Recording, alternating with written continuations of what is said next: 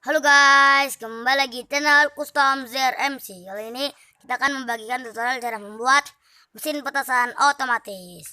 Penasaran? Oke, kita langsung aja ke tutorialnya. Oke guys, bahan-bahannya adalah dispenser, pengulang batu merah, pembanding batu merah, tuas. Ini roket mengapnya boleh terserah kalian ya. Oke, kita langsung saja membuatnya sini. Kita letakkan dispenser di sini. Letakkan pengulang batu merah di sini. Letakkan ini ya. Dan kita letakkan di sini. Letakkan di sini. Set. Hidupkan. Kita hidupkan. Kita letakkan di sini. Letakkan roket kembang apinya. Oke. Dan jadilah mesin petasan otomatis untuk tahun baru di Minecraft. Oke, itulah kita akan membalikan video dulu. Oke.